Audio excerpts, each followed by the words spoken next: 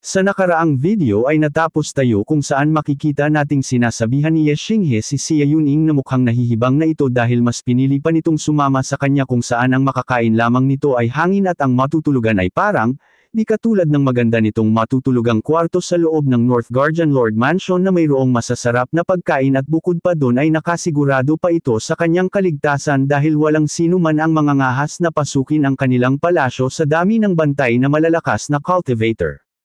At ang lahat ng mga pinagsasabi ni Ye Xinghe ay tinugunan lamang ni Xia Yuning nang may kasamang pang-asar sa pagsasabing wala naman itong magagawa sa kanyang piniling buhay dahil masaya na siyang makasama si Ye Xinghe at bukod pa dun mas mabuti nang lagi niya itong nakikita kisa naman sa nasa maganda nga siyang katatayuan sa loob ng palasyo subalit di naman siya nakakasigurado sa kaligtasan ni Ye Xinghe.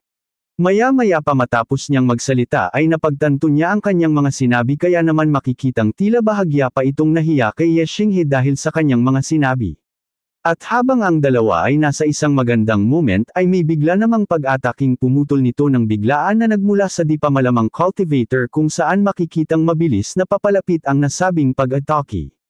Na agad na ikinaalerto ni Ye Xinghe dahil naramdaman niyang di din basta-basta ang lakas ng papalapit sa kanilang pag-atake kung saan maaari sila nitong mabigyan ng isang matinding pinsala sa katawan kung sakaling di nila ito ilagan at buo nilang masalo ang nasabing pag-atake.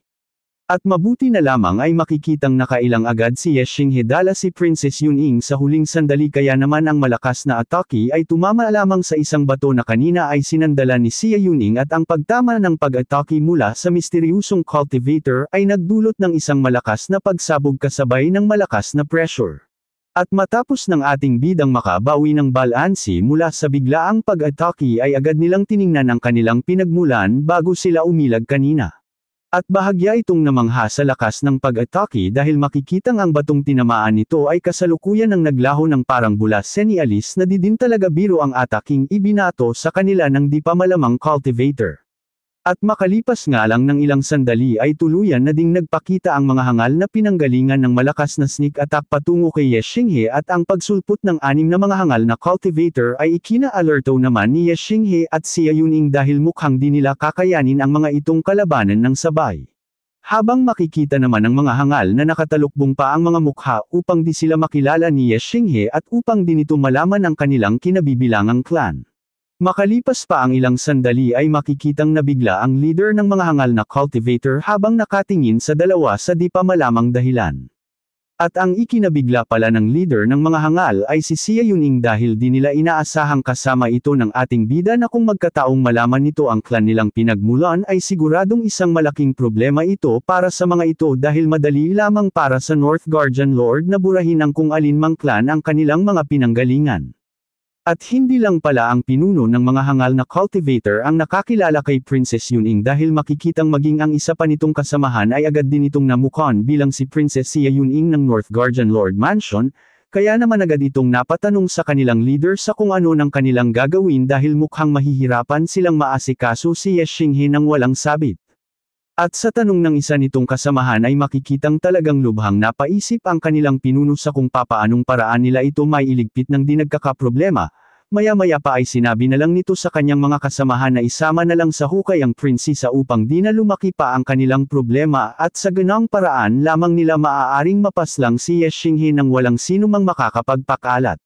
At sa mga pinagsisabing daysayon ng pinuno na maaaring gawin ay tila nagdalawang isip pa ang mga kasamahan nito na makikitang nagkatinginan sa isa't isa dahil kung magkataong idamay na nila si Princess Yuning at di sila magtagumpay ay siguradong agad na mabubura ang kanilang pinanggalingan clan sa pamamagitan lamang ng isang utos mula sa North Guardian Lord Mansion.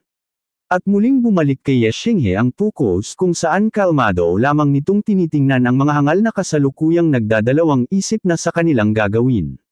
Habang si Ye Xinghe naman ay seryoso lamang na nag-iisip sa kung ano din magandang gawin, at naisip ni Ye Xinghe na kung lalabanan nilang dalawa ng prinsesa ang mga hangal ay maaari pa din sila nitong matalo dahil di pa tuluyang bumabalik ang naubos niyang lakas sa laban nila ni Lei Hong, at bukod pa dun ay di rin maitatangging may sapat na lakas ang 5 hangal para asikasuhin silang dalawa ng prinsesa. Kaya naman sa ilang pag-iisip ni Ye Xinghe ay napagdesisyonan na lamang niyang tumakas pang samantala sa mga hangal upang makapag-isip pa sila ng mas magandang gagawin, At habang tumataas si Ye Xinghe bet-bet si Xia Yuning ay sinasabi niyang mas makakabuti muna ang tumakbo dahil nakakasigurado siyang di nila basta-basta kakayanin ang 5 hangal na kalabanan ng sabay-sabay gayong mas mataas ang mga level ng bawat isa sa kanila. At ang agara namang pagtakas nilang dalawa ni Xia Yuning ay agad na ikina-alerto ng mga hangal dahil kung magkataong makatakas ang dalawa sa kanilang kamay ay siguradong mananagot silang lahat sa kanilang patriarch dahil sa pamamagitan pa lamang ng kanilang ginamit na teknik ay siguradong kilala na sila ng ating bida. Kaya naman di na ng mga hangal hinayaang makalayo pa ang dalawa at makikitang agad na din ang mga itong kumilos upang habulin ang papatakas nating bida. At habang hinahabol ng mga hangal sina Ye Xinghe ay mariin itong sinasabing wag na wag nilang hahayaang makatakas pa ang dalawa dahil kung magkataon ay sila mismo ang mapapahamak. Habang makikita naman ang ating bidang ginagawang lahat upang agad na makatakas ng saganon ay mapagplanuhan niya ang nararapat na gawin. Habang makikita namang seryoso lamang itong hinahabol ng mga hangal na pursigidong mapaslang si Ye Xinghe dahil ayaw na nilang sayangin pa ang pagkakataong mapaslang ito ngayong di pa nakakabalik ang tunay nitong lakas. At makalipas nga ng ilang sandali ng kanilang paghahabulan ay makikitang malapit na ding maabutan ng mga hangal ang ating mga bida na makikitang agad din namang ikinabahala ni Ye Xinghe. At maya-maya pa ay makikita na sa kanilang harapan ang isang lawa kung saan nakita itong pagkakataon ni Ye Xinghe upang makatakas. Kaya naman agad niyang ipinagbigay alam sa bet-bet niyang si Xia Yuning na magtatango sila sa lawa upang magkaroon sila ng pagkakataong makatakas, at dagdag pang pagpapaliwanag ng ating bida na kung di nila ito gagawin ay di magtatagal at agad na din silang aabotan ng mga hangal kaya't mas makakabuti kung magtutungo sila dito. At ang mga pinagsisabing mungkahi ni Ye Xinghe ay ikinainis naman ni Xia Yuning sa mga hangal na cultivator kaya naman makikitang bago pa sila tumalon sa lawa ay agad na muna niyang binigyan ng masamang titig ang pinuno ng mga ito. At sa ginawa naman niyang pagtitig dito ng masama ay makikitang labis itong nagtaka dahil tila parang sinabi na din ito na sa oras na magharap sila ay dudurugin siya nito sa laban na parabang mas mataas pa sa kanya ang level nito. Maya-maya pa ay agad na nga ding tumalon sina Ye Xinghe patungo sa ilalim ng lawa upang subukan ang kanilang kapalarang makatakas sa pamamagitan nito. At ang kanilang mabilis na pagtalon ay labis namang ikinabahala ng pinuno ng mga hangal dahil batid niya din nila ito basta-basta mahahabol gayong wala ni isa sa kanila ang may kabisado sa ilalim nito, kaya naman malakas niyang ipinag-utos na agad sundan sina Ye Xinghe upang di ito makalayo sa kanila at di na sila mahirapan pang maghanap sa dalawa kung sakali. At makalipas niyang magsalita ay agad na din ang mga itong tumalon sa lawa upang agad na sundan sina Ye Xinghe sa pag-aalalang baka makalayo pa ito sa kanila at tuluyang makatakas. At matapos ng pagsunod ng mga hangal sa ilalim ng lawa ay bumalik naman ang puko sa dalawa kung saan makikitang matapos nilang tumagabsong sa lawa ay agad na din silang nagdamaling kumilos upang makalayo sa mga humahabol sa kanila. Maya-maya pa makalipas ang ilang sandali nila sa ilalim ay itinuro na ni Ye Xinghe kay Xia Yuning kung saan sila magtatango. Na agad namang tiningnan naman nito at nang makita niyang patungo na nga dito si Ye Xinghe ay agad na din niya itong sinundan kaya naman makikitang sabay na ang dalawang lumalangoy papalayo. At ang kanila palang direksyong tinutungo ay isang malagang water lily na makakatulong sa kanila upang di agad makita ng mga hangal kung saan dito muna sila pansamantalang magtatago. At makalipas nga lang ang ilang sandali ay agad na ng dalawang narating ang malagang water lily kaya naman agad na din ang mga itong lumutang ng dahan-dahan at may pag-iingat na di makagawa ng kahit kunting ingay na maaaring marinig ng humahabol sa kanila. At nang makalutang na silang dalawa ay makikitang agad na tiningnan ni Ye Xinghe ang mga hangal na humahabol sa kanila kung saan tila sa ibang direksyon ang mga ito tumutungo. At nang mawala sa paningin ng mga ito sina Ye Xinghe ay agad na din silang nagsisalputan sa tubig. At pagkasulpat nilang lahat ay agad na tinanong ng pinuno kung saan na napadpad and dalawa dahil bigla na lamang itong nawala sa kanyang paningin. At ang kanya naman katanungan ay agad ding tinugunan ng kanyang hangal na kasamahan kung saan sinabi nitong di basta-basta makakalayo ang dalawa kaya kailangan lang nilang galugereng mabuti ang lawa, habang ang kanila namang malalakas na usapan ay rinig na rinig ni Ye Xinghe na nasa di kalayuan sa mga hangal. Maya-maya pa ay pabulong nang nagtanong si Xia Yuning kay Ye Xinghe sa kung sino naman ang mga ito at saan sila magmulang clan. At ang kanyang namang katanungan ay di naman agad na intindihan ni Ye Xinghe na seryoso lamang nakikinig sa usapan ng mga hangal kung saan sinasabi ng mga ito na di sila makapaniwalang may katalinuhan din si Ye Xinghe dahil nagawa nitong agad na makapagtago sa kanila. Maya-maya pa ay nagsalita na din si Ye Xinghe kung saan sinabi niya kay Xia Yuning na base sa pag-uusap ng mga ito ay tila mas nauna pa sila sa Blue Carp Lake kisa sa kanilang dalawa at nag-intay lamang ang mga ito ng tamang pagkakataon para umatake. At ang mga sinabi naman ni Ye Xinghe ay bahagyang ikinabigla ni Xia Yuning dahil di naman niya ito naramdaman ng oras na sundan niya si Ye Xinghe kaya agad niyang inulit ang kanyang tanong sa kung sino naman ang mga ito. Na may pagkaseryusong tinugunan ni Ye Xinghe kung saan sinabi nitong kundi siya nagkakamali base sa kanilang ginamit na teknik ay nagmula ang mga ito sa Dark Moon family at ipinadala ito upang asikasohin siya. Napabulong namang tinugunan ni Xia Yuning ng isa pang katanungan sa kung ano naman ang motibo ng Dark Moon family at magpadala ito ng mga cultivator para tapusin si Ye Xinghe, habang makikita namang mariing nag-uutos ang pinuno ng mga hangal sa kung saang direksyon maghahanap ang bawat isa. Maya-maya pa ay tinugunan na ni Ye Xinghe ang katanungan ni Xia Yuning sa kung bakit naman siya ipapaligpit ng Dark Moon family kung saan ipinaliwanag ni Ye Xinghe na ang Azure Feather Clan ay sangay ng Dark Moon family at sa nagdaang madaming taon ay inaabuso sila nito na dahilan ng madaming pagkamete sa gutom ng kanyang mga kamiyembro na maging ang kanilang dating patriarch ay nadamay at siguradong ito din ang dahilan sa kung bakit siya gustong ipaligpit ng Dark Moon family. Dahil ngayon na ang kanyang cultivation level ay lubhang mabilis na lumalakas na nakikita ng mga itong papwedeng maging banta sa kanila sa oras na subukan niyang maghigantay sa kanilang clan, kaya naman nagpadala ang mga ito ng mga cultivator na tutudyas sa kanya upang agad siyang mag-eliminate sa kanilang landas at upang di na maging banta pa sa hinaharap. At ang mahabang sinabi ni Ye Xinghe ay agad din namang tinugunan ni Xia Yuning kung saan may pagkabigla niyang tinanong si Ye Xinghe kung may kinalaman din ba ito kay Liang Yu. Na agad namang sinagot ni Ye Xinghe ng hindi, at may pagpapaliwanag niyang sinabi na ang katulad ni Liang Yu ay isang duwag at maalam tumano ng utang na loob kaya naman lagi nitong pinipilit na maging kaibigan siya, at dagdag pa ni Ye Xinghe na kung may binabalak nga itong masama sa kanya ay dapat noon pa lamang ay tinapos na siya nito dahil madami pa itong pagkakataon nung una na hindi pa siya nakakapagsimula sa pagko-cultivate at pagpapataas ng level habang ito naman ay kasalukuyan na noong nasa second heavenly layer realm. At matapos ni Xia Yuning marinig ang mga pinagsasabi ni Ye Xinghe ay makikitang labis itong nanggalaiti sa Dark Moon family kung saan sinabi niyang sa oras na makabalik na siya sa kanila ay sisiguraduhin niyang magbabayad ang mga ito sa kalapas-tanganan nilang ginagawa sa buong Azure Feather Clan. Subalit di naman pinansin ng ang ating bida ang kanyang mga sinabi patungkol sa kahibangan ng Dark Moon family, bagkus ay sinabi pa ni Ye Xinghe na kailangan nitong makaisip ng paraan para makatakas dito at dagdag pa ng ating bida na alam ng mga hangal na si Xia Yuning ang prinsesa dahil ito ang naging dahilan kanina kaya sila nakatakbo subalit ngayon na alerto na ang mga hangal ay di na madali ang pagtakas. Subalit sinabi din ni Ye Xinghe na wala itong dapat ipag-alala dahil siya naman ang Lord's daughter dahilan para di siya galawin ng mga hangal dahil siya lang naman talaga ang pakay ng mga ito at wala itong anumang kinalaman kay Xia Yuning.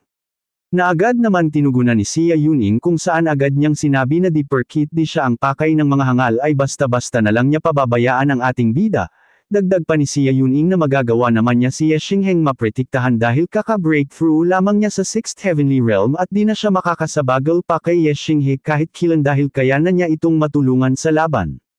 Habang makikita namang tila nalungkot si Ye Xinghe sa minungkahi ni Xia Yuning sa kanya dahil aayaw niyang madamay pa ito sa kanyang problema.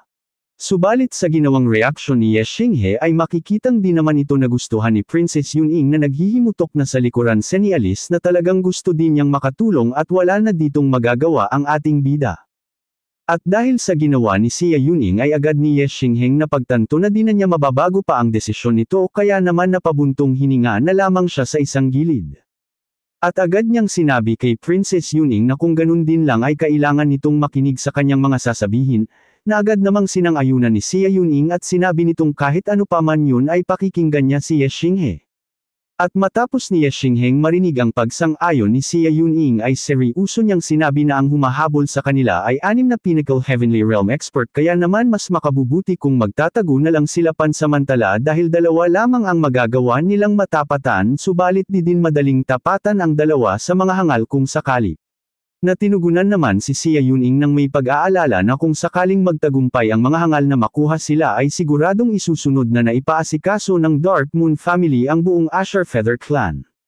Na seryoso namang tinugunan ni Ye Xinghe at kumpiyansa niyang sinabi na di yun mangyayari dahil wala silang lakas ng loob para galawin ng lantaran ang buong Asher Feather Clan. At may pagpapaliwanag na sinabi ng ating bida na kung talagang may kapangyarihan sila para gawin yun sa kanyang clan ay di na ang mga ito magtataklab pa ng mga mukha sa pagligpit sa kanya at pagsasabayin na nilang asikasohin pati ang kanyang clan subalit di nila yun ginawa. At sa tingin ng ating bida ay dahil sa kung sakaling galawin nila ng lantaran ang kanyang Asher Feather family ay natatakot silang baka maghiganti siya dito gamit ang kanyang connection sa prinsesa at kay Vice Principal Shu ng Heavenly Star Academy. Kaya naman nakakasigurado siyang hanggat meron siyang hininga ay di maglalakas ng loob ang Dark Moon family na galawin ng buong Asher Feather Clan subalit kung magtagumpay naman ang mga hangal na mapaslang siya ay siguradong malalagay sa kapahamakan ang buo niya clan. At ang mga seryosong pinagsasabi ni Ye Xinghe ay ipinamula naman ni Xia Yuning dahil narinig niyang tila inaangkin na din ni Ye Xinghe ang connection nilang dalawa subalit di pa din mawawala ang pag-aalala nito dahil sa mahal na din niya si Ye Xinghe. Maya-maya pa ay narinig na ni Ye Xinghe ang mga hangal na cultivator na kanina pa naghahanap sa kanila kung saan malakas na sinabi ng pinuno ng mga ito na isa na lang ang di pa nila nasusubukang tingnan at yun ay ang mismong pinagtatagwan nilang dalawa. Kaya naman agad na sinabihan ni Ye Xinghe si Xia Yuning na huwag gagawa ng anumang ingay dahil kasalukuyan ng papalapit sa kanilang kinalalagyan ang mga hangal na cultivator kaya kailangan na nilang magmadaling lumipat ng mapagtatagwan. At matapos niya itong masabi kay Xia Yuning ay makikitang agad na ding muling sumisid ang dalawa upang lumipat ng mapagtatagwan para di sila matagpuan ng mga hangal. Kung saan makikitang nagpatuloy na ang dalawa sa pagsisid papalayo sa kanilang pinagtatagwan kanina dahil kasalukuyan ng ang mga hangal na cultivator ay malapit na doon upang tingnan kung dito sila nagtatago. Maya-maya pa matapos nilang sumisid ng malayo ay makikitang bumuto na din ang dalawa na makikitang naghahabol ng hininga dahil sa tagal ng pagpipigil nito dahil sa malayong pagsisid. At makikitang kasalukuyan na silang nakarating sa isang isla sa gitna ng Blue Carp Lake na wala pang sinumang cultivator ang nagtatangkang pumunta dahil sa isang alamat na kumakalat na meron ditong mapanganib na halimaw. At biglang napatingin si Ye Xinghe sa kanyang kasamang si Xia Yuning na makikitang talagang napagod sa ginawa nilang pagsisid ng malayo. Kaya naman agad niyang sinabi dito na kailangan nilang pumasok ng kagubatan upang humanap ng mapapagpahingahan at matatagwan. Na agad namang sinang-ayunan ng naghahabol ng hiningang si Xia Yuning dahil kanina pa din ito gustong magpahinga. At di rin nagtagal ay agad na ding pumasok ng kagubatan ang dalawa upang humanap ng papwedeng mapagtagwan at mapagpahingahan. At lumipat ang eksena sa loob ng kagubatan na pinasukan nilang dalawa ni Ye Xinghe. Kung saan may nakita ang ating bidang isang malaking bato na papwedeng upuan kaya naman agad niyang yinaya si Xia Yuning na pansamantala munang magpahinga dito. Na agad din naman nitong sinang-ayunan. At agad na nga din ang dalawang bahagyang na mahinga sa ilalim ng malaking puno kung saan naupo si Xia Yuning sa isang bato na nakita ni Ye Xinghe kanina. At makalipas lamang ng ilang sandali ay makikita si Ye Xinghe may kung anong tinitingnan sa mukha ni Xia Yuning na nasa kanyang tabi. Kung saan makikitang talagang malungkot nga ang mukha nito dahil sa pagod ng pagtatago at ito din ang nakita ni Ye Xinghe at hindi ang kanyang namamakat na miracle fruit. Subalit di rin nagtagal ay napansin na din ito ng may pagkamanyakis nating bida na makikitang namula pa dahil sa laki ng future na nakikita niya. At ang pamumula ni Ye Xinghe habang nakatingin sa miracle fruit ni Xia Yuning ay agad din naman itong napansin kaya naman napalingon siya dito ng may pagtataka sa kung anong nakikita nito sa kanya. Kaya naman agad din niyang tiningnan kung saan si Ye Xinghe nakatingin at bigla na lamang itong namula. Kung saan ang mapagtanto niyang binubusuhan na pala siya ni Ye Xinghe ay agad itong napasigaw ng malakas habang nakahawak sa malaki niyang future at buti na lamang ay di narinig ng mga hangal ang pagsigaw nito. At makalipas ng kanilang awkward moment ay makikitang parihas na ang mga itong namumulang di makatingin sa isa't isa ng dahil sa pagkakahiyaan. Maya-maya pa ay nagsalita ng muli si Xia Yuning kung saan agad nitong tinawag ang pangalan ni Ye Xinghe na animoy may gustong sabihin. At nang makaharap na dito si Ye Xinghe ay agad niyang tinanong kung may gusto daw ba ito kay An Shuyan dahil nakita niya na tila hinanap nito nung araw na maganap ang martial contest. Guys, wag mo muna skip ang ating video dahil may gusto lamang ang Lodi niyong ipabatid. Guys, ipagpatuloy nyo lamang ang pagsuporta hanggang sa maabot natin ang 10k subscriber nang ganahan naman tayong mag-upload at masaya na ang idol nyo sa channel na ito. Salamat!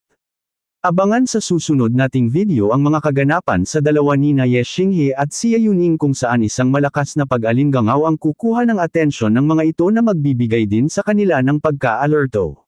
Kaya naman agad niya sanang aakitin si Xia Yuning na magmadaling lumisan sa kanilang kinauupuan dahil kung di siya nagkakamali ay ang narinig nila ay ang mismong sinabi sa alamat na isang malakas na halimaw. Subalit hindi pa sila nakakaalis ay agad na ding nagpakita ang dambuhalang halimaw na may lakas ng 8th Heavenly Layer Realm kung saan walang sino man ang nakakakita pa sa totoo nitong anyo. Sa pagpapatuloy din ang mapapag-alaman na ng mga hangal na cultivator ang kanilang pinagtatagwan kaya naman agad ang mga itong magpupunta dito upang di nabigyan pa si Ye Xinghe ng pagkakataong makatakas. Kaya't kung gusto mong magpatuloy sa ating kwento ay inaanyayahan kitang pindutin ang subscribe button pati na rin ang bell icon nang sa ganan ay mauna ka sa tuwing may bago tayong upload. Paki-like muna din ang ating video at mag-iwan ka na din ng komento sa ibaba na lalong magbibigay sa akin ng kumpiyansang lumaban, mag-upload. Thank you mga idol.